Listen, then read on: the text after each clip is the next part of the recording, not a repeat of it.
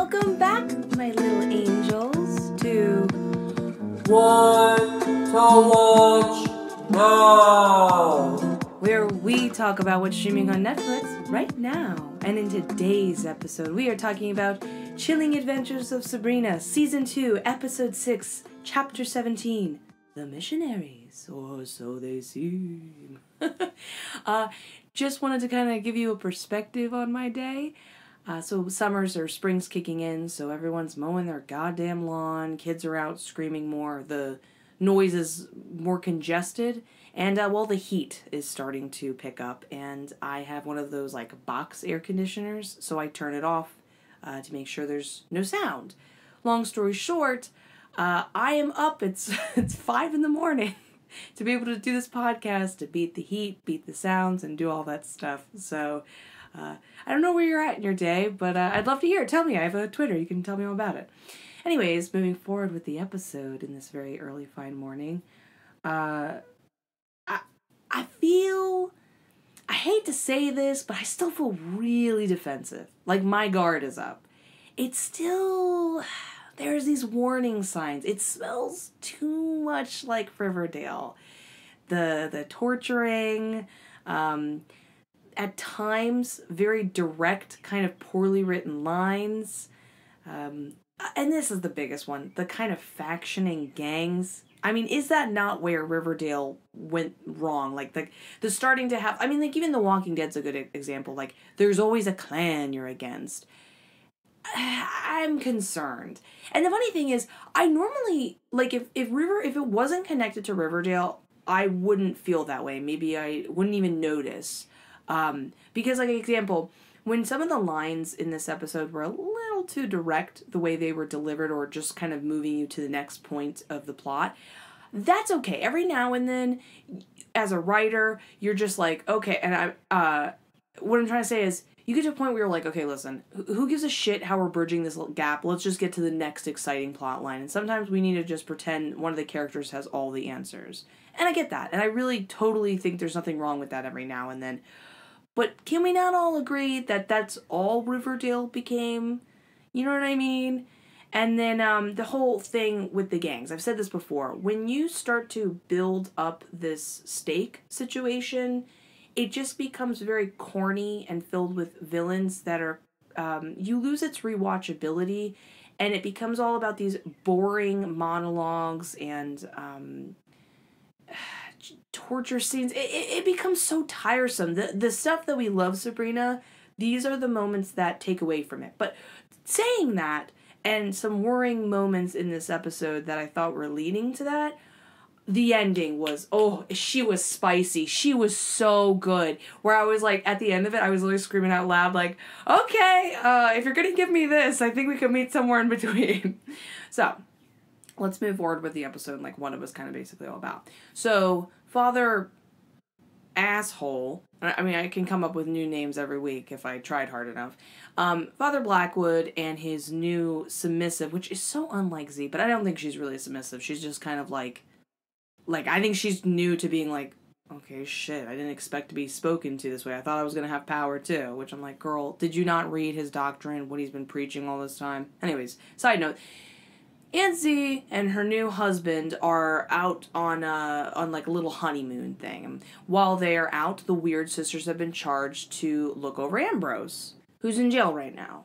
Which, isn't it so sad to see Prudence and Ambrose at odds right now? Like, I loved when they were together. It was so sweet. I loved the hooking up. I loved the tit-a-tat. They had a very similar personality. Prudence maybe a little more sneakier, but let's be real, Ambrose is totally capable of that. In fact, even in this scene, I love when he's, like, working out and almost successfully seduces Dorcas. It's like, he's gonna fight to the bitter end to get his freedom, and I think we can all respect that in a very sexy way.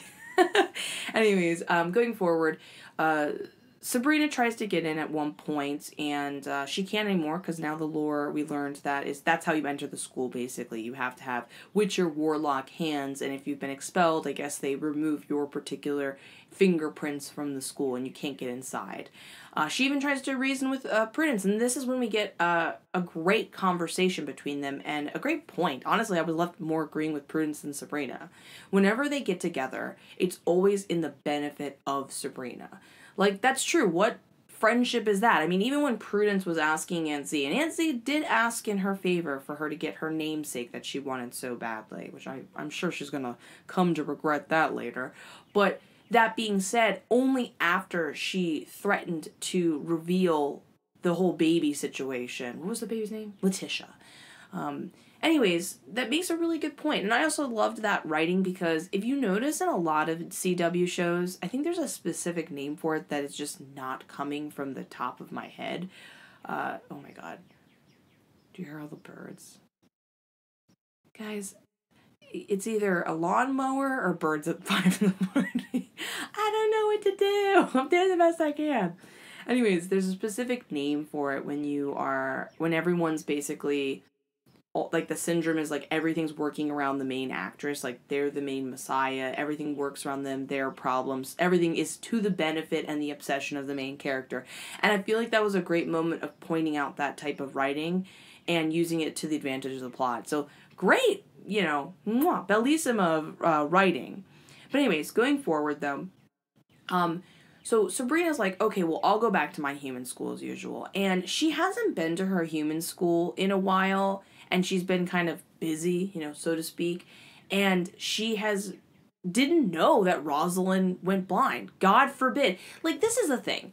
Is she not allowed to do something different more than 2 weeks? I feel like she's been friends with her group for a long time, possibly even very young, like into their early adolescence, like, 10 or even earlier. So they've known each other for a very long time.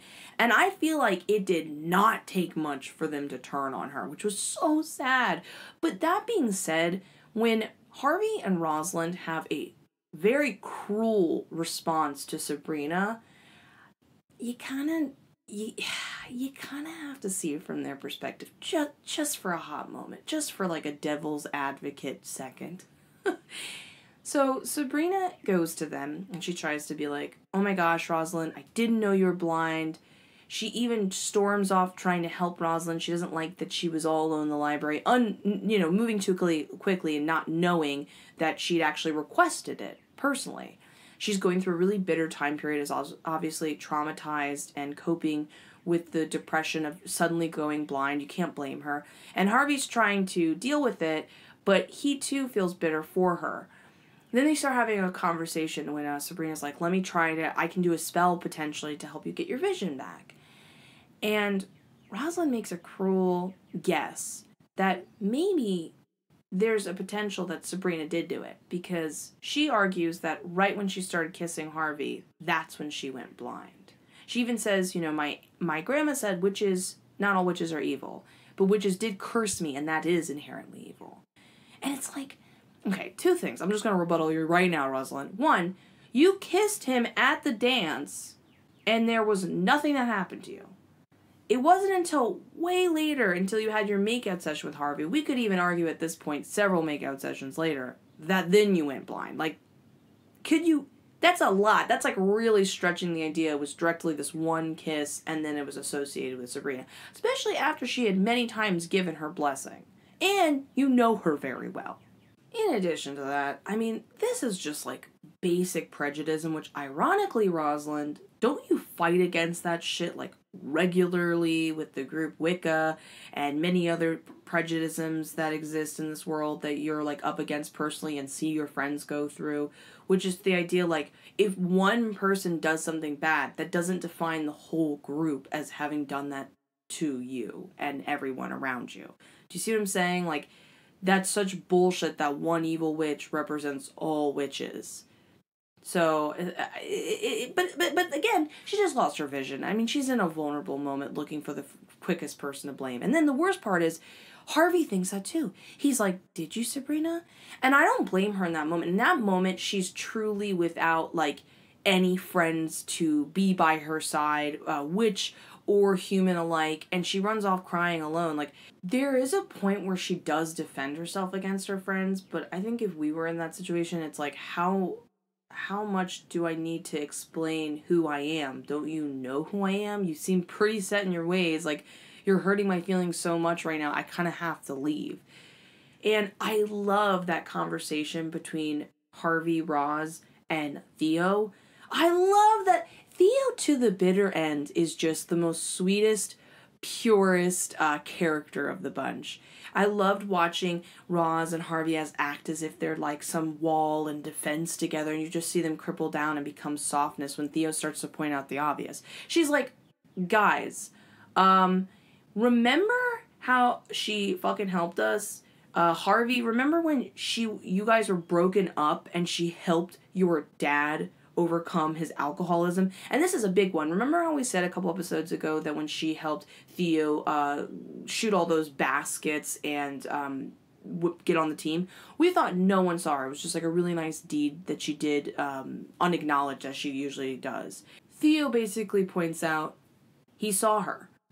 That was a nice deed. That didn't, what cruelty is coming from someone doing a nice deed that isn't even looking for recognition? So you see their defenses go down and they quickly come back. We don't have some stupid, tedious arc where they're against her. They quickly realize it. But I thought it was great writing because it's like, wouldn't it make sense they had one defensive moment? I mean, Harvey did lose his brother because of her magic. And Rosalind, while it wasn't directly correlated with Sabrina's magic, you can understand. So I just really liked that part of them, both getting defensive towards her, but then quickly realizing, like, I hope that was enough for them in the future to just, like, drop it. If anything bad happens, them to stop directly blaming Sabrina. Unless she is correlated.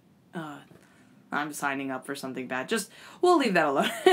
Anyways, while that's happening, though, Miss Wardwell and poor Adam, oh my god. Okay, Miss Wardwell's or Lilith's sideline plot is heartbreaking. They turned her from last season, she was manipulative, a little tedious at times, a kind of a cliche, tropey villain that I had said I disliked, to she's like one of my OG favorite characters right now. It was so great seeing this explanation of her relationship with the Dark Lord as a more romantic thing. That while she hasn't, I don't think they've done it together. I mean, we don't know. We don't know. It's a behind closed doors or cave doors, whatever they had in medieval times, long time ago. When she's in this abusive relationship, and technically it is abusive because even if it's romantic, you can have an abusive friendship, whatever. And he had stepped up and tried to prevent her from being with Adam again. Not even because he cares about sharing her. I don't think he gets jealous in that way. I just think that he is a cruel, possessive guy, and he wants to see her suffer. He doesn't care as long as he gets his agenda done. And she even tried to protect him. She tried to live this fantasy, and at one moment, she even accepts his request to go to Tibet. She really let her walls down. She really developed this a love for immortal for all people, which is really interesting. And honestly, who could blame her? Like, Adam does nothing but say how the school doesn't appreciate her and how wonderful she is. And she didn't even get treated that way by the original Adam, which is why she left that Adam a long time ago. And so she's living her fantasy, she's living this happy life. It's all romance and sunshine until asshole Stolas, which, by the way, you might ask yourself, why did Stolas betray her? Isn't that her familiar? Well, if we remember last season, he kind of was murdered by her on a whim, a careless whim. I don't know why she particularly did that, now knowing that she's known Stolas for thousands of years and she's that old. Anyways, the Dark Lord had brought Stolas back, clearly, and if the Dark Lord does anything remotely kind for you, be suspicious. And he was clearly brought back as a spy, and Stolas had more allegiance towards the Dark Lord than his own tethered, I don't know what the relationship would be towards her. Is there a specific name for when you're tethered to that person? You're the familiar. Are they your familiar? I don't know what the word would be, terminology-wise. Anyways, so he had been kind of tattling to the Dark Lord, and unbeknownst to her, at some point, got the ring off Adam's finger so he could be seen, and therefore Oh, this is so sad. So at the pinnacle moment, they're at dinner, and Adam is like, will you say yes to me, to going to bed? It's clearly just the Dark Lord egging on. And she says yes. We get a great little lightning bolt moment, and you kind of see this reflection of horns over him, and maybe he isn't who he seems. In that moment, I thought the Dark Lord was possessing him. I didn't think it was actually him. And then he basically said, she spits out of her mouth the ring, Adam's ring. And keep in mind, this woman does not go speechless easily. And she's trying to process, how is this ring here? How are you okay? What's happening? And then the person who's playing Adam, or Dark Lord playing Adam, pulls open this big silver case. Which, by the way, why does everyone casually have like a silver tray? Let me know. Do you have a silver tray at home? Does anyone have a silver tray? Where are the silver tray manufacturers? So they open up the silver tray, and there's Adam's head. And worse, she's like totally heartbroken in that moment. I mean, this is probably the first time she's ever loved anyone besides the Dark Lord. He asks her to eat his head. I mean, she's eaten mortals before. She doesn't give a shit. She's the mother of dragons. But that is the most disgusting thing you can do to anyone, especially her, which is so interesting because, again, compared to someone else put in that situation, she's eaten mortal flesh. She doesn't give a shit. But this is probably the cruelest thing you can do to her. And it's so sad to see her break down. Love that she blew up Stolas. Sorry, Stolas. Glad you're gone again. You fucking suck. And honestly, I loved how they brought her back around as an evil character. Because I'm cool. Like, this is so funny, but at the end of that particular plot line, I really love Sabrina. I love how she's written. I love what she stands for, how she handles things. But in that moment, I was like, I don't give a shit, kill Sabrina. Not because I have any problem with Sabrina, but I just love Miss Wardwell so much. I was like, yeah, you deserve to get your vengeance, girl. I'm on your side. But I like how they changed her motivation. So she is an evil character again. She isn't going to turn anyone's side. They're not going to throw away her character because realistically, what would they do with her? She'd just be happy and love and leave? I don't think that would work out well. She's too juicy of a character anyways. But what's even better now is she's in this position where she's so heartbroken and hurt. She's like, okay, I'm going to now plot against the Dark Lord myself. So in a way, Sabrina's still completely in danger because she wants to take away something the Dark Lord loves.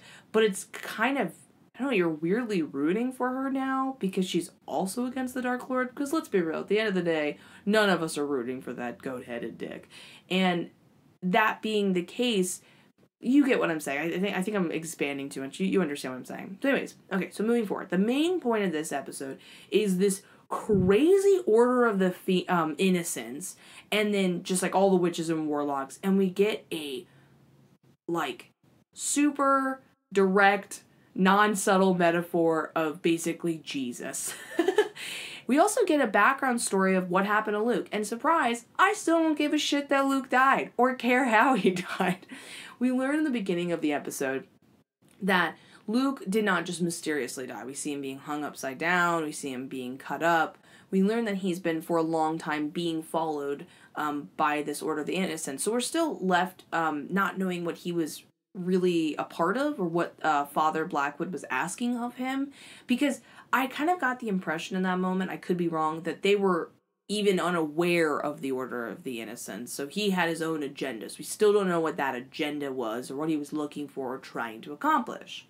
Anyway, going further, what ends up building up over time is that this Order of Innocents comes off as like missionaries, and they are technically like Catholic missionaries, but they are also witch hunters, and they are quite psychotic, very empty-minded in a way, and they are trying to hunt down who are witches. I mean, they don't even know at this point until Luke confesses that there's an academy, there are bigger covens, which is kind of interesting.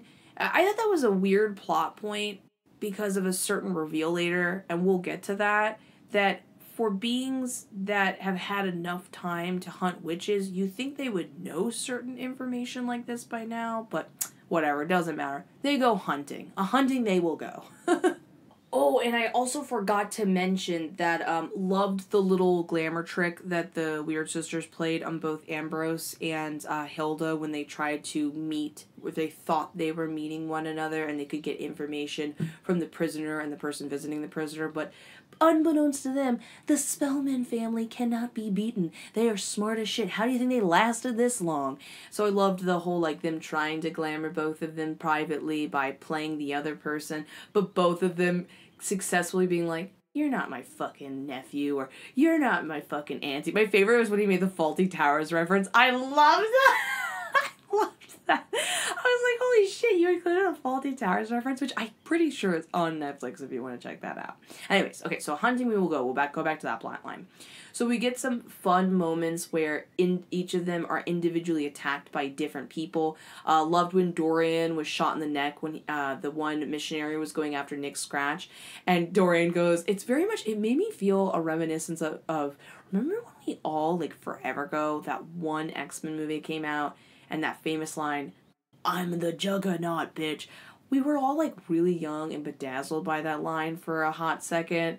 Don't tell me you weren't. We all were at some point and thought that was the funniest thing in the world at the time.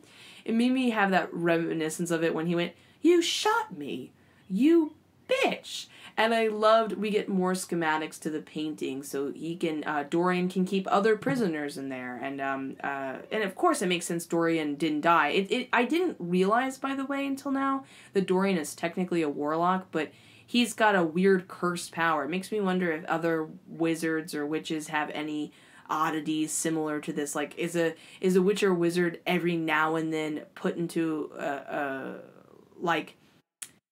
what's the word?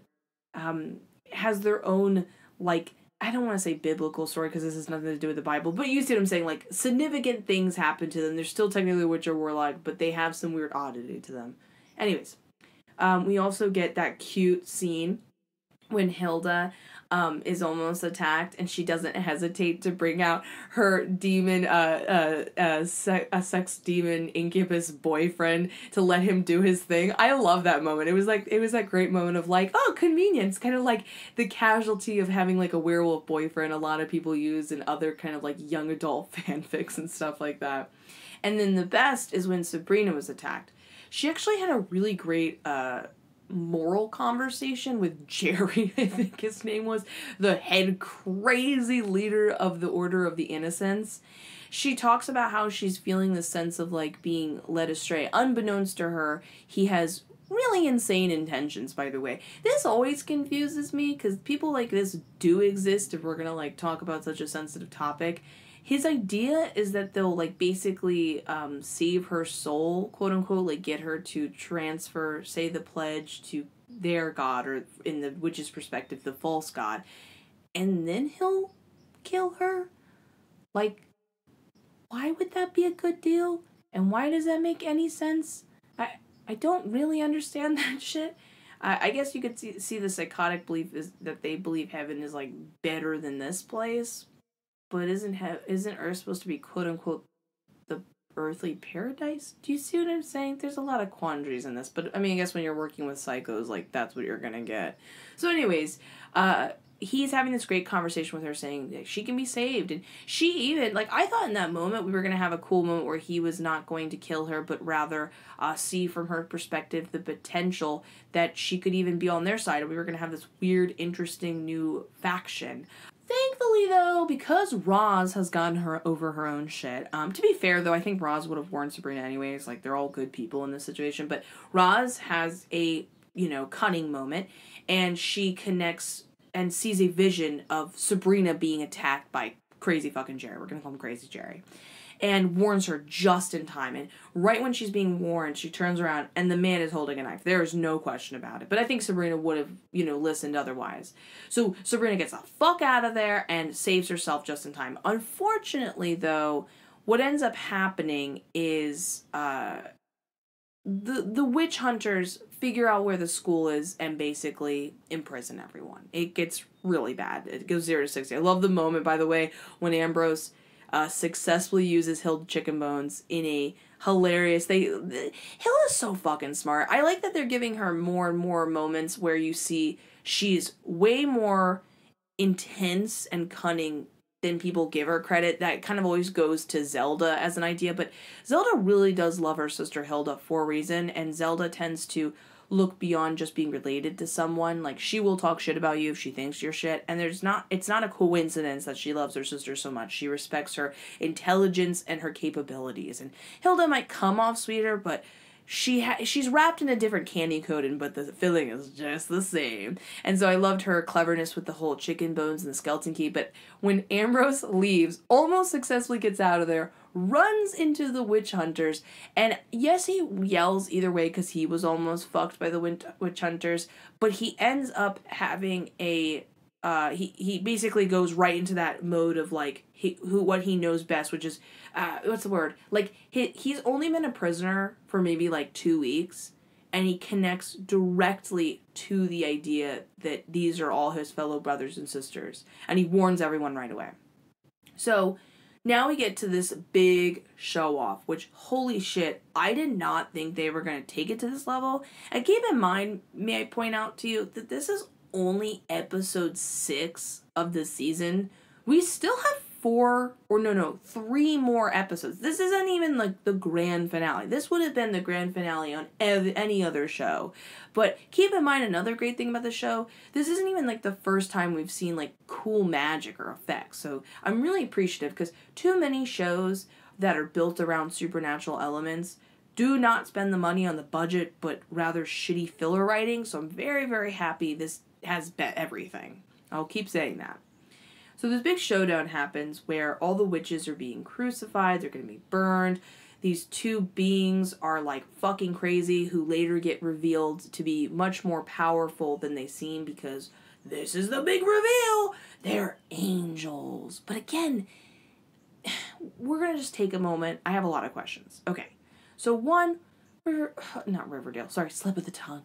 Chilling Adventures of Sabrina. Why the fuck did you introduce angels? This is not Supernatural where you can do something cool with them.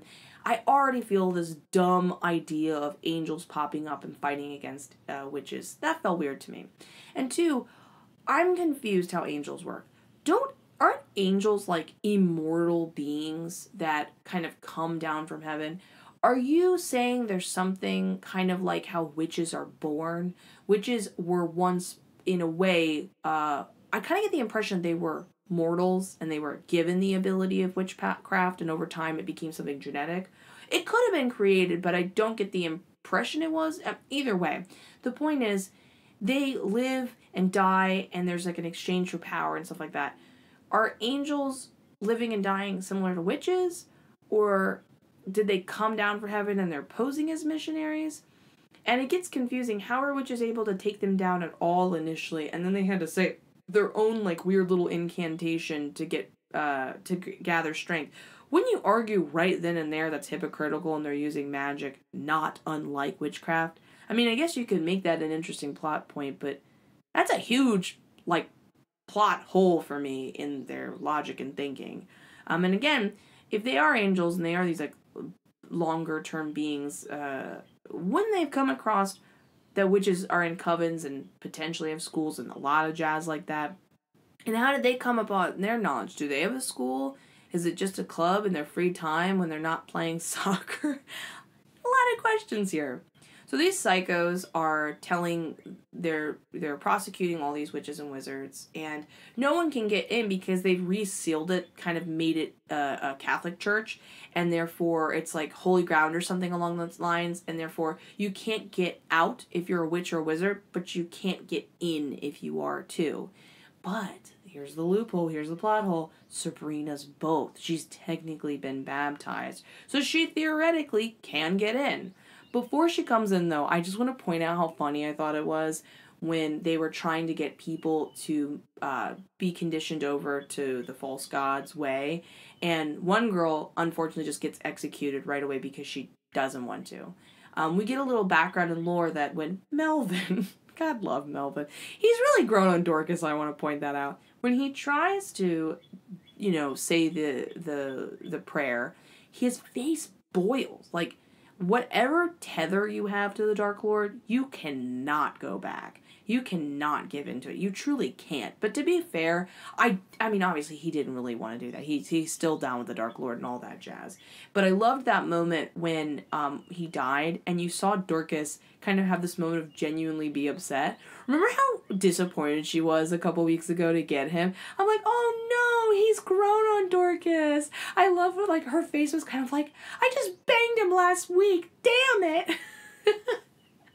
I hope they give her a secret sideline plot, because Dorcas, as much as she's evil and as much as she's an idiot, the poor girl does get put in a position of having to follow a lot and not get a lot of lines and kind of get pushed around. I love the idea of her privately having her own weird romance. And I say weird in the sense that Melvin's not her ideal person she'd want to be with, but she genuinely was building a weird connection with this guy, and I loved that. So anyways, Sabrina gets this, like, huge showdown. It's, like, amazing. I love it. She's trying to enter the church, and she's getting shot, and she still keeps moving forward. With difficulty, keep in mind, because she is being shot with arrows, but she's still moving forward. And then a crown gets put on her head, and we learn that apparently the crown can thwart her magic, prevent her from doing a thing. It makes you kind of wonder, because they are Catholic and therefore they believe in Jesus, was that used on Jesus? Is that what prevented him and made him die on the cross rather than living? Or is that just by pure coincidence they're using a thorn of crowns and then gave it abilities to stop witches from using their powers? Just putting it out there, just an interesting idea. If it was the thing that prevented Jesus from ascending, that would make sense, because if he was quote unquote like magical or had quote unquote God's like powers and abilities, that would be the very thing that prevented him from saving himself. So that's the kind of interesting perspective and narrative there. So Sabrina at first seems dead, and I loved that moment when all the Weird Sisters seemed devastated. They no longer were assholes. Again, this goes back to Ambrose's, the fact that in that moment he chose to warn and save his sisters and brothers that were also prosecuting him. I mean, in that very moment, they were trying to get him to confess. Like, that's what assholes they were, and he was still trying to do the right thing. In that moment, you see them lose all their pettiness and be devastated that someone they have grown to know, who has helped them many times. It was sad to see her die. But what was even cooler was when Sabrina has this deep, dark voice, tells them it's enough. She still has the arrows theatrically coming out of her chest, the throne on her fucking head. So now she's like, it's like perfect, because it becomes a perfect changing of like Messiah or prophecy type of, or like a prophet. It's kind of interesting because the thorn crowns totally work for a prophet of heaven or hell, because there is something quite hellish about it. But you could also argue, like, so if I'm like stepping on any like feet, just get the fuck over it. But okay, if we're gonna talk about like religion and ideas, I'm not like very well versed in all that shit, but so Jesus has the crown of thorns, right? You could argue it's like a metaphor for like what he had to go through to try to help the rest of humanity. Like, they were prosecuting him even though he was helping him. But you could also argue it's an amazing fashion statement for someone who's going to lead like an army of demons. Their style would completely be like thorns, spikiness, black leather. I don't know, whatever's hip. If it's the 80s or the mid 2000s, I think that still works. I guess Sabrina's coming in with like silky red. That's the new trend. So she's levitating in there. A little bit too much shaking, may I add, on the rope thing. I don't mean to nitpick, but it was a little distracting watching her kind of wave about in the air. Anyways, she's got white fucking eyes, and she's got fire coming out of her hands like a badass. And I love when she got the angels to say the Dark Lord's Prayer only to burn them up in flames. It was perfect. I mean, that's what they were fucking doing to everyone else.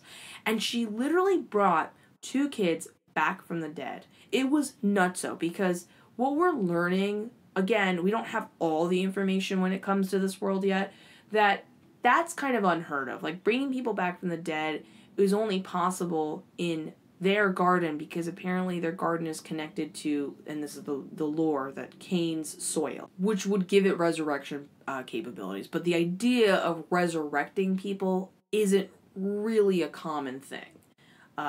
So that being the case, we learn this is a big deal. And it's an even bigger deal because, like, witches can't even levitate. Like, that whole idea of riding a broom isn't a thing. Also, this is a big one. From what I gather, they can't do any magic without spells being said, some sort of Latin being told, some sort of action. I mean, even when Sabrina is protecting herself initially from Jerry the fucking creep, she says a spell. She says an incantation before she rides away on a bicycle, which I loved when little cute Salem's running after her. By the way, where the fuck is Salem to protect her? Remember when he was like a cool goblin and attacked that scarecrow fucking once? Can we bring that back, Chilling Adventures of Sabrina? You're really missing out on an amazing character and a lot of cool ideas. You wouldn't, what's it called when you give someone too many abilities, they're too powerful? I don't think that would happen with Sabrina. We could still have moments where Salem's locked away or something, like he doesn't have to attack all the time, but it's surprising you gave him that capabilities and then you kind of took it away. So she then announces, after she burns them, after she saves her peers, she literally announces that she is the Dark Lord's sword. In that moment, I don't know if Sabrina was conscious or not when she said that. Like what's happening right now? Is she possessed? Was this always in her? Did it only happen now? Either way, in that moment, Prudence's face, there's a lot going on there. I want to point that out. Pay attention to that. Remember, for all her assholeness, all her back and forth, all her individual seeking of power, she is a very religious girl. And her religion is the whole Dark Lord bit. So for her, this is her version. Like, this is her Jesus, so to speak. Can you even fucking imagine if you were like a diehard Catholic, you believed all that stuff, and you found out the kid you were unjustly prosecuting or bullying or whatever you were doing was motherfucking Jesus 2.0, or was Jesus. Let's say this was Jesus. Jesus hadn't happened yet. Technically, doesn't Judaism follow that? They don't see Jesus as the original Messiah. I think it was. Like I said, I'm not super well versed in all this shit. Anyways, that being the case, would you not be, like, devastated? Like, oh shit, like, fuck, I fucked up. And also, I think a little bit there was that excitement of, like, because she's so religious, it's that excitement of seeing something you really believe in. Seeing the proof in the pudding, not just the levitation, not just the fiery hands and the white eyes, but the burning of angels that they didn't even know existed. Again, we haven't had that answered yet. Are angels, did they know about angels? Have angels always existed? Or is this the first time they're learning about angels actually existing and coming down to earth? And then her friends being resurrected. I mean, a lot's fucking going on. But for me, the pinpoint, the absolute peak of this episode was that fucking zesty ending with Harvey. I loved when Harvey came in. By the way, did he not crack you up when cute little Quentin showed up again and he was warning Sabrina where all the kids were? And Harvey just kept comically being like, wait, did he just disappear? Did you just say ghost children? I was like screaming out loud to the TV. I was like, keep up, Harvey, ghost children, come on. This should be no surprise by now. He goes in to be there for Sabrina. And Sabrina turns around, makes eye contact with him. And there's nothing subtle about her. Again, white eyes, thorned crown, and arrows coming out of her, levitating in the air. And I don't know if she had fire in her hands at that point, but doesn't matter. He is just horrified. It's a beautiful moment of suspense, of him wondering, like, what am I protecting? What am I in love with? Because clearly he still is. What's happening right now? What have I helped save? And that is what is more interesting to me in the plot points. I don't mind if there's a little bit of cliche-ness of having to fight against arch nemesises and stuff like that, like Father Blackwood, but just a dash of it. In other previous episodes, and this is the main point I wanted to make, in other episodes, it feels like things get solved quickly. Yes, he's always impendingly doing something nasty and is a threat, but because it's more a way to showcase Sabrina's capabilities and move her plot point along, that's more interesting. That's where the magic is. That's where lore comes out. In this episode, it's getting a little too hinty, and this also includes the episode before this, a little too focused on purely Father Blackwood being evil, and it's a very tiresome plot line that loses its rewatchability. I guarantee you, when you go to rewatch this, you're going to be bored out of your mind rewatching the parts where Ambrose is tortured and stuff like that. But, like, totally live for and want... Like, you know when people make little compilations on YouTube or clips?